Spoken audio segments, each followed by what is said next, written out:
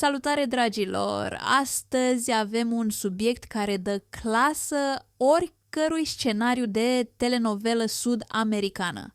Adriana Bahmuțeanu a ieșit din sala de judecată și, surpriză, nu a ieșit liniștită ca o gazelă pe câmpie. Nu, oameni buni, a ieșit tunând și fulgerând ca un dragon care tocmai și-a pierdut ouăle de aur. De ce? Ei bine, se pare că fiii cei mari ai fostului său soț, Silviu Prigoană, adică Honorius și Silvius, nume parcă rupte dintr-o tragedie romană, și-au făcut un nou hobby: manipularea minorilor. Mai exact, Maximus și Eduard, băieții cei mici, ar fi, conform Adrianei, victimele unui spălat pe creier. Și sincer, mi-e greu să-mi imaginez cum ar arăta asta. Ce fac frații mai mari? Le citesc fraților mai mici din manualul manipulării pentru începători? Sau îi pun să vizioneze sesiuni live de cum să-ți urăști mama în 10 pași simpli? Adriana a declarat cu patos că băieții mici sunt alienați. Alienați, îmi zici? Pe bune. Când aud alienați, mă gândesc la extraterestri care le-au băgat chipuri în cap, nu la o poveste de familie cu aromă de succesiune. Și apropo, nu știam că alienarea parentală vine la pachet cu picanterii despre averea răposatului Prigoană. E ca și cum această familie a reinventat monopoliul. Dacă aterizezi pe start, primești o moștenire. Dacă nu, pierzi custodia. Dar stați, că urmează partea cea mai interesantă. Adriana susține că frații mai mari, împreună cu avocatul familiei, pun la cale un complot demn de James Bond, moștenirea eternă. Deci nu doar că manipulează copiii, dar și-ar fi făcut și un plan malefic pentru a se asigura că averea lui Silviu Prigoană ajunge doar unde vor ei. Ei, aici deja începe să sune a film cu buget mare. Cine știe, poate urmează să vedem și un trailer.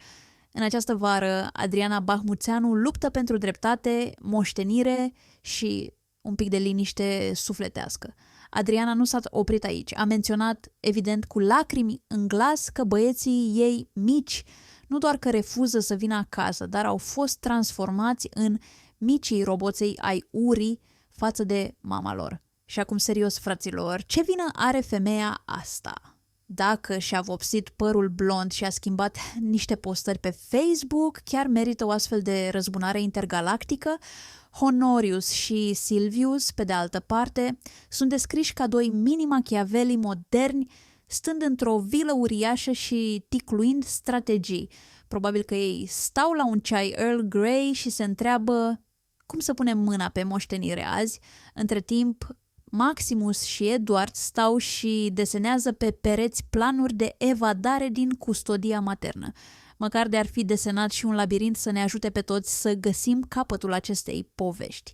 Acum, în mod normal, pentru o astfel de situație ar exista o soluție simplă: terapie familială.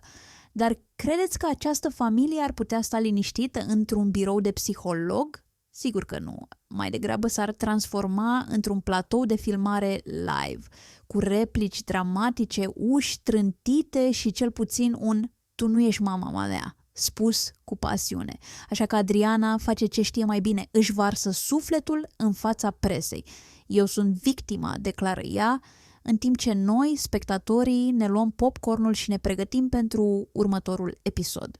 Și dacă credeți că lucrurile nu pot deveni mai absurde, gândiți-vă din nou. Următoarea ședință de judecată probabil că va veni cu un DJ pe fundal și lumini de spectacol. Și uite așa, dragilor, ajungem la finalul acestui episod. Avem tot ce ne trebuie: suspans, emoție, acuzații și un strop de comedie involuntară. Dar cine câștigă lupta pentru custodie și moștenire? Adriana, frații mai mari? Sau poate copiii care probabil ar prefera să se joace pe PlayStation decât să fie prinși în acest circ? Nu uitați să vă abonați, să lăsați un comentariu ironic și să ne spuneți ce credeți despre acest haos. Până data viitoare, rămâneți sănătoși și amintiți-vă, viața bate filmul. Iar în cazul familiei Bahmuțeanu Prigoană, viața îl calcă în picioare. Pe data viitoare.